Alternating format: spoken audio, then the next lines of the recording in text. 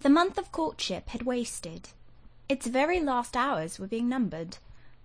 There was no putting off the day that advanced, the bridal day, and all preparations for its arrival were complete. I, at least, had nothing more to do. There were my trunks, packed, locked, corded, ranged in a row along the wall of my little chamber. Tomorrow at this time they would be far on their road to London, and so should I, D.V. Or rather not I, but one Jane Rochester, a person whom as yet I knew not. The cards of address alone remained to nail on. They lay, 4 little squares, in the drawer. Mr. Rochester had himself written the direction, Mrs. Rochester, Hotel, London, on each. I could not persuade myself to affix them, or to have them affixed. Mrs. Rochester. She did not exist. She would not be born till tomorrow, sometime after 8 a.m., and I would wait to be assured she had come into the world alive before I assigned to her all that property.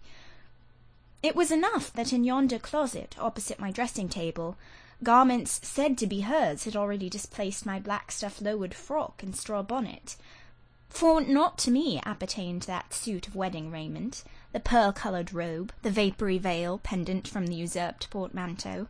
I shut the closet to conceal the strange, wraith-like apparel it contained, which, at this evening hour, 9 o'clock, gave out certainly a most ghostly shimmer through the shadow of my apartment. "I will leave you by yourself, white dream," I said. "I am feverish. I hear the wind blowing. I will go out of doors and feel it." It was not only the hurry of preparation that made me feverish, not only the anticipation of the great change, the new life which was to commence tomorrow. Both these circumstances had their share, doubtless, in producing that restless, excited mood which hurried me forth at this late hour into the darkening grounds, but a third cause influenced my mind more than they. I had at heart a strange and anxious thought. Something had happened which I could not comprehend. No one knew of or had seen the event but myself. It had taken place the preceding night. Mr. Rochester that night was absent from home, nor was he yet returned. Business had called him to a small estate of 2 or 3 farms he possessed 30 miles off. Business it was requisite he should settle in person, previous to his meditated departure from England. I waited now his return, eager to disburden my mind, and to seek of him the solution of the enigma that perplexed me. Stay till he comes, reader, and when I disclose my secret to him, you shall share the confidence. I sought the orchard, driven to its shelter by the wind, which all day had blown strong and full from the south, without, however, bringing a speck of rain. Instead of subsiding as night drew on, it seemed to augment its rush and deepen its roar. The trees blew steadfastly one way, never writhing round, and scarcely tossing back their boughs once in an hour, so continuous was the strain bending their branchy heads northward. The clouds drifted from pole to pole, fast following mass on mass. No glimpse of blue sky had been visible that July day. It was not without a certain wild pleasure I ran before the wind, delivering my trouble of mind to the measureless air-torrent thundering through space. Descending the laurel walk, I faced the wreck of the chestnut tree. It stood up, black and riven. The trunk, split down the centre, gasped ghastly. The cloven halves were not broken from each other, for the firm base and strong roots kept them unsundered below. Though community of vitality was destroyed, the sap could flow no more. The great boughs on each side were dead, and next winter's tempests would be sure to fell one or both to earth. As yet, however, they might be said to form one tree. A ruin, but an entire ruin. "You did right to hold fast to each other," I said, as if the monster splinters were living things and could hear me. "I think, scathed as you look, and charred and scorched, there must be a little sense of life in you yet, risen out of that adhesion at the faithful honest roots. You will never have green leaves more, never more see birds making nests and singing idyls in your boughs. The time of pleasure and love is over with you, but you are not desolate. Each of you has a comrade to sympathize with him in his decay." As I looked up at them, the moon appeared momentarily in that part of the sky which filled their fissure. Her disk was blood-red and half overcast. She seemed to throw on me one bewildered, dreary glance, and buried herself again instantly in the deep drift of cloud. The wind fell for a second round Thornfield, but far away over wood and water poured a wild, melancholy wail. It was sad to listen to, and I ran off again. Here and there I strayed through the orchard, gathered up the apples with which the grass round the tree roots were thickly strewn. Then I employed myself in dividing the ripe from the unripe. I carried them into the house and put them away in the store-room. Then I repaired to the library to ascertain whether the fire was lit, for, though summer, I knew on such a gloomy evening Mr. Rochester would like to see a cheerful hearth when he came in. Yes, the fire had been kindled some time, and burnt well. I placed his armchair by the chimney corner. I wheeled the table near it. I let down the curtain, and had the candles brought in ready for lighting. More restless than ever when I had completed these arrangements, I could not sit still, nor even remain in the house. A little timepiece in the room and the old clock in the hall simultaneously struck 10. "How late it grows," I said. "I will run down to the gates. It is moonlight at intervals. I can see a good way on the road. He may be coming now, and to meet him will save some minutes of suspense." The wind roared high in the great trees which embowered the gates, but the road, as far as I could see, to the right hand and the left, was all still and solitary. Save for the shadows of clouds crossing it at intervals as the moon looked out, it was but a long pale line, unvaried by one moving speck.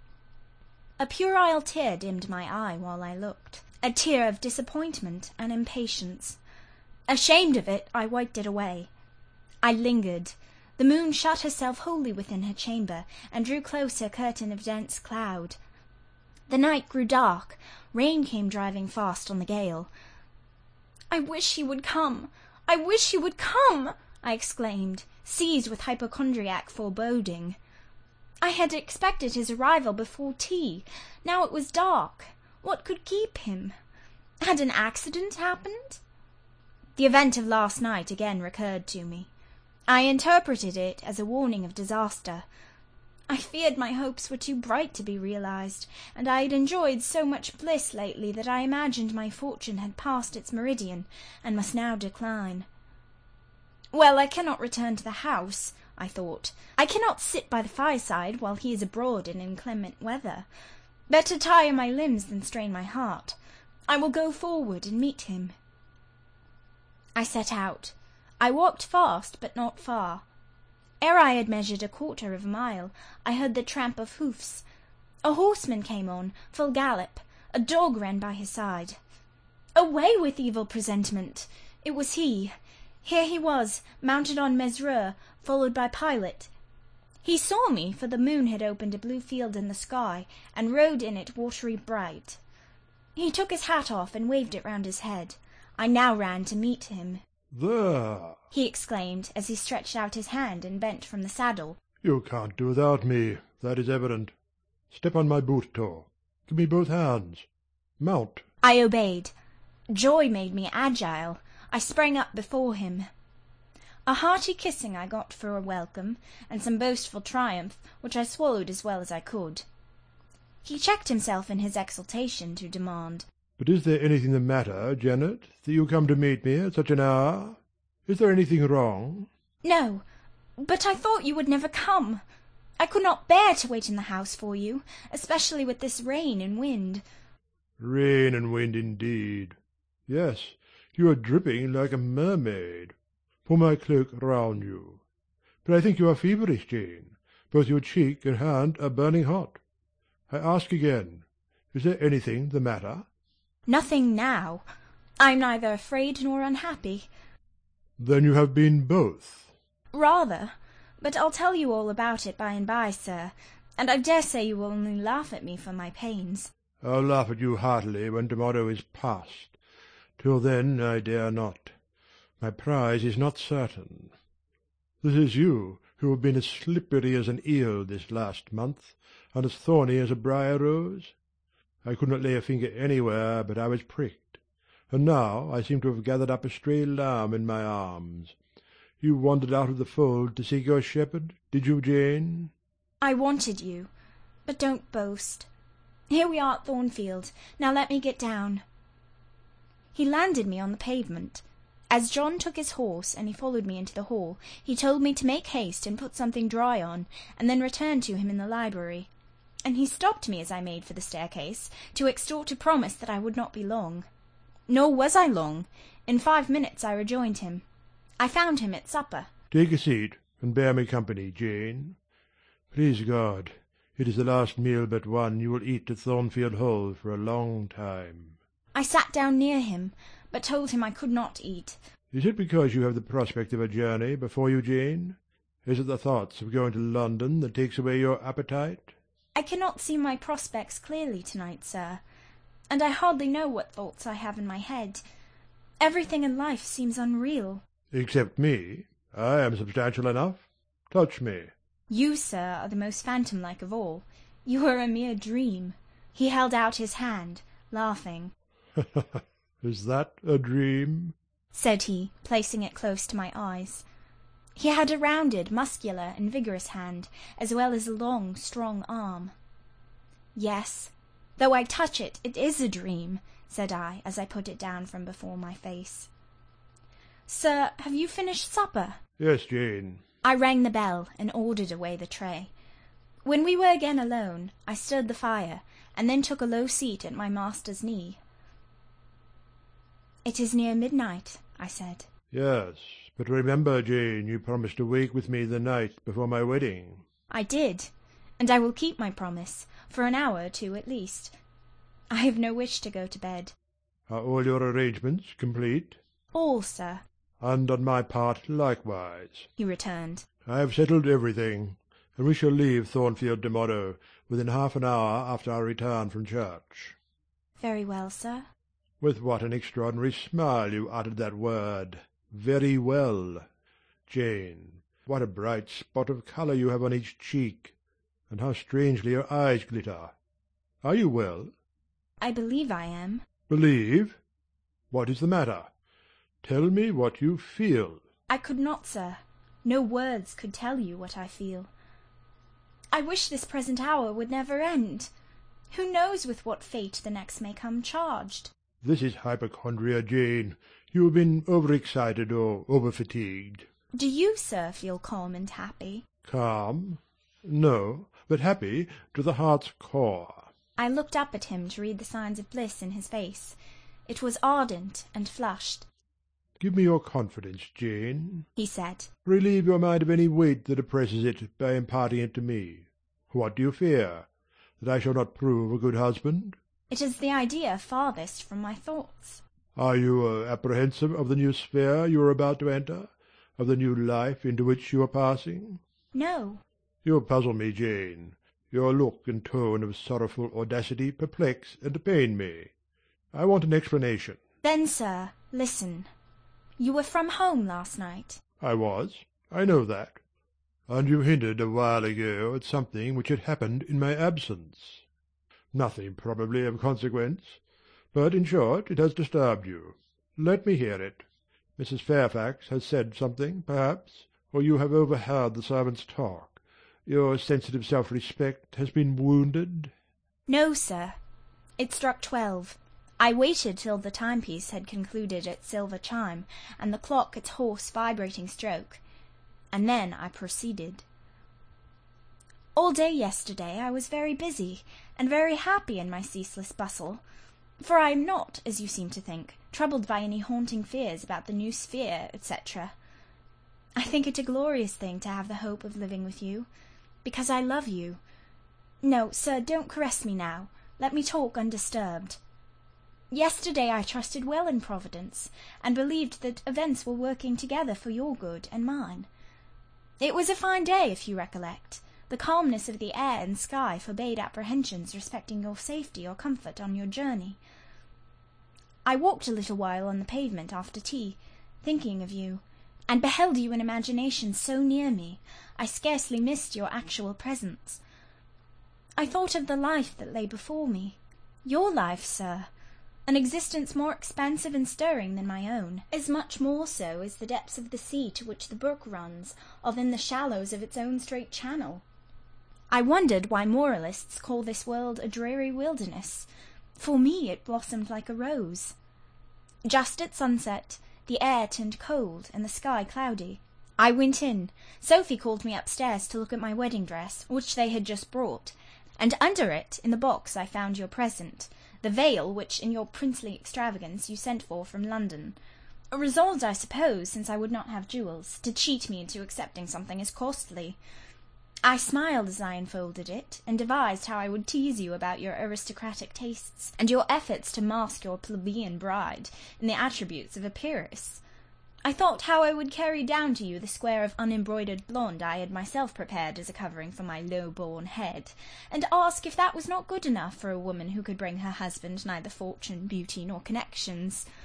I saw plainly how you would look, and heard your impetuous republican answers, and your haughty disavowal of any necessity on your part to augment your wealth, or elevate your standing by marrying either a purse or a coronet. How well you read me, you witch! Interposed Mr. Rochester. But what did you find in the veil besides its embroidery? Did you find poison, or a dagger, that you look so mournful now? No, sir. Besides the delicacy and richness of the fabric, I found nothing save Fairfax Rochester's pride, and that did not scare me, because I am used to the sight of the demon. But, sir, as it grew dark, the wind rose. It blew yesterday evening, not as it blows now, wild and high, but with a sullen, moaning sound far more eerie. I wished you were at home. I came into this room, and the sight of the empty chair and fireless hearth chilled me. For some time after I went to bed I could not sleep. A sense of anxious excitement distressed me. The gale still rising seemed to my ear to muffle a mournful undersound. Whether in the house or abroad I could not at first tell, but it recurred, doubtful yet doleful, at every lull. At last I made out it must be some dog howling at a distance. I was glad when it ceased. On sleeping I continued in dreams the idea of a dark and gusty night. I continued also the wish to be with you, and experienced a strange regretful consciousness of some barrier dividing us. During all my first sleep I was following the windings of an unknown road. Total obscurity environed me. Rain pelted me. I was burdened with the charge of a little child, a very small creature, too young and feeble to walk, and which shivered in my cold arms, and wailed piteously in my ear. I thought, sir, that you were on the road a long way before me, and I strained every nerve to overtake you, and made effort on effort to utter your name, and entreat you to stop, but my movements were fettered, and my voice still died away inarticulate, while you, I felt, withdrew, farther and farther every moment.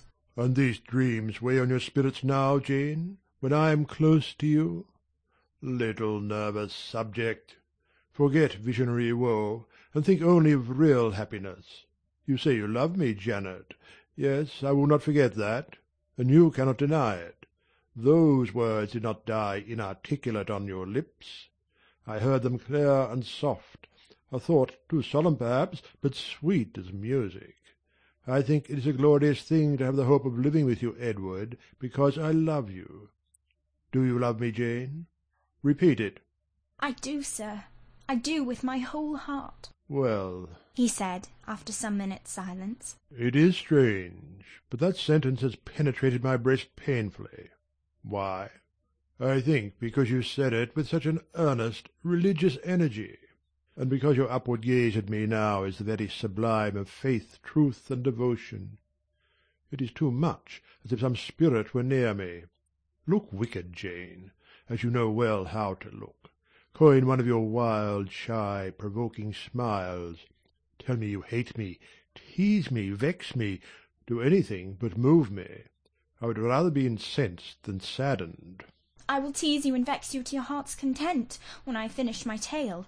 But hear me to the end. I thought, Jane, you had told me all. I thought I had found the source of your melancholy in a dream. I shook my head. What? Is there more? But I will not believe it to be anything important. I warn you of incredulity beforehand. Go on. The disquietude of his air, the somewhat apprehensive impatience of his manner surprised me, but I proceeded. I dreamt another dream, sir, that Thornfield Hall was a dreary ruin, the retreat of bats and owls. I thought that of all the stately front nothing remained but a shell-like wall, very high and very fragile-looking. I wandered on a moonlight night through the grass-grown enclosure within. Here I stumbled over a marble hearth, and there over a fallen fragment of cornice. Wrapped up in a shawl, I still carried the unknown little child. I might not lay it down anywhere, however tired were my arms, however much its weight impeded my progress. I must retain it. I heard the gallop of a horse at a distance on the road. I was sure it was you, and you were departing for many years, and for a distant country. I climbed the thin wall with frantic, perilous haste, eager to catch one glimpse of you from the top. The stones rolled from under my feet. The ivy branches I grasped gave way. The child clung round my neck in terror and almost strangled me. At last I gained the summit. I saw you like a speck on a white track, lessening every moment. The blast blew so strong I could not stand. I sat down on the narrow ledge. I hushed the scared infant in my lap. You turned an angle of the road. I bent forward to take a last look. The wall crumbled. I was shaken. The child rolled from my knee. I lost my balance, fell, and woke. Now, Jane, that is all? All the preface, sir. The tale is yet to come. On waking, a gleam dazzled my eyes. I thought, oh, it is daylight. But I was mistaken. It was only candlelight. Sophie, I supposed, had come in. There was a light in the dressing-table, and the door of the closet, where, before going to bed, I had hung my wedding dress and veil, stood open. I heard a rustling there. I asked, Sophie, what are you doing? No one answered, but a form emerged from the closet. It took the light, held it aloft, and surveyed the garments pendant from the portmanteau. Sophie! Sophie! I again cried, and still it was silent. I had risen up in bed. I bent forward. First surprise, then bewilderment came over me, and then my blood crept cold through my veins. Mr. Rochester, this was not Sophie. It was not Leah. It was not Mrs. Fairfax. It was not. No, I was sure of it, and am still. It was not even that strange woman, Grace Poole. It must have been one of them, interrupted my master. No, sir. I solemnly assure you to the contrary. The shape standing before me had never crossed my eyes within the precincts of Thornfield Hall before. The height, the contour were new to me. Describe it, Jane. It seemed, sir, a woman, tall and large, with thick and dark hair hanging long down her back. I know not what dress she had on. It was white and straight, but whether gown, sheet, or shroud I cannot tell. Did you see her face? Not at first, but presently she took my veil from its place.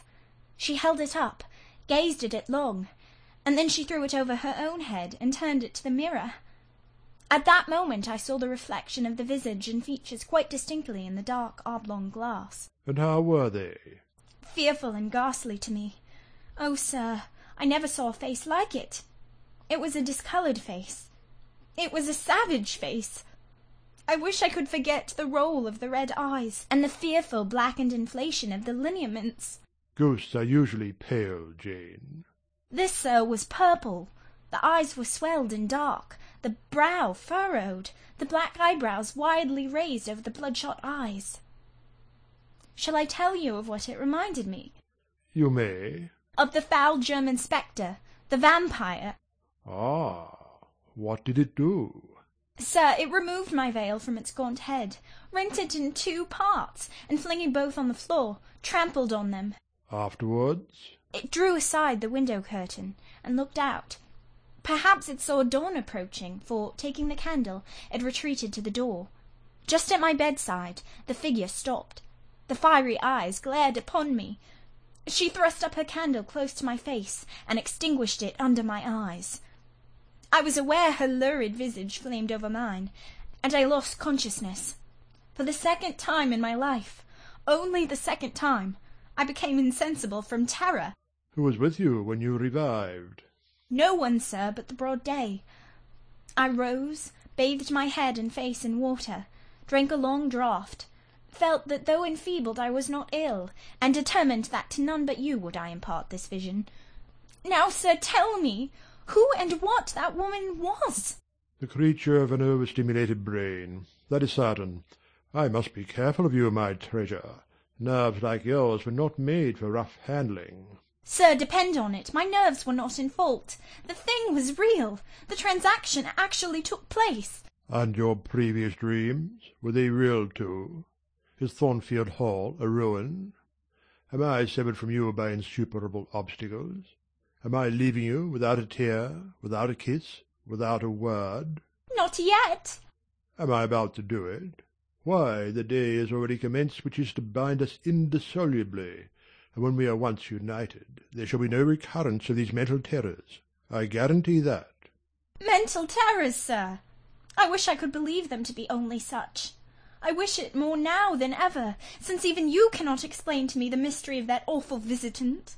And since I cannot do it, Jane, it must have been unreal. But, sir, when I said so to myself on rising this morning, and when I looked round the room to gather courage and comfort from the cheerful aspect of each familiar object in full daylight, there, on the carpet, I saw what gave the distinct lie to my hypothesis.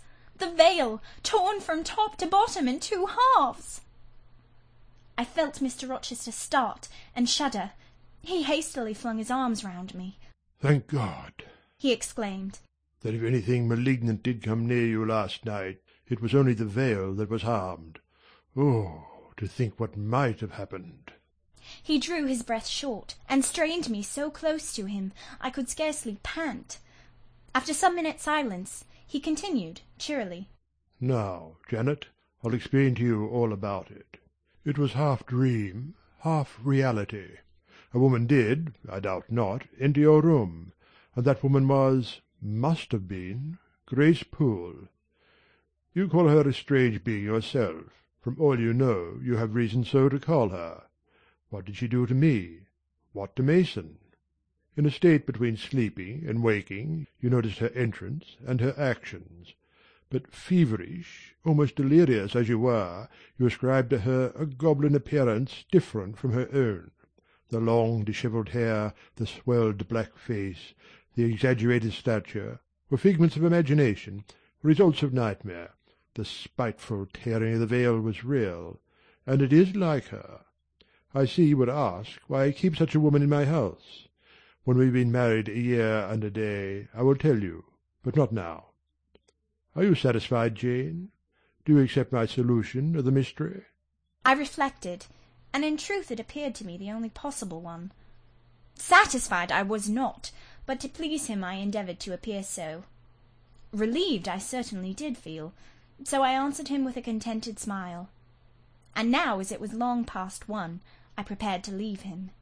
Does not Sophie sleep with Adele in the nursery? He asked, as I lit my candle. Yes, sir. And there is room enough in Adele's little bed for you. You must share it with her to-night, Jane. It is no wonder that the incident you have related should make you nervous, and I would rather you did not sleep alone. Promise me to go to the nursery. I shall be very glad to do so, sir. And fasten the door securely on the inside. Wake Sophie when you go upstairs, under pretence of requesting her to rouse you in good time to-morrow, for you must be dressed and have finished breakfast before 8. And now, no more sombre thoughts. Chase dull care away, Janet. Don't you hear to what soft whispers the wind has fallen? And there is no more beating of rain against the window-panes? Look here. He lifted up the curtain. It is a lovely night. It was. Half heaven was pure and stainless. The clouds, now trooping before the wind, which had shifted to the west, were filing off eastward in long silvered columns. The moon shone peacefully. Well, said Mr. Rochester, gazing inquiringly into my eyes. How is my Janet now? The night is serene, sir, and so am I. And you will not dream of separation and sorrow to-night, but of happy love and blissful union. This prediction was but half fulfilled. I did not indeed dream of sorrow, but as little did I dream of joy, for I never slept at all. With little Adele in my arms, I watched the slumber of childhood, so tranquil, so passionless, so innocent, and waited for the coming day. All my life was awake and astir in my frame, and as soon as the sun rose, I rose too. I remember Adele clung to me as I left her. I remember I kissed her as I loosened her little hands from my neck, and I cried over her with strange emotion, and quitted her because I feared my sobs would break her still sound repose. She seemed the emblem of my past life, and here I was now to array myself to meet the dread but adored type of my unknown future day.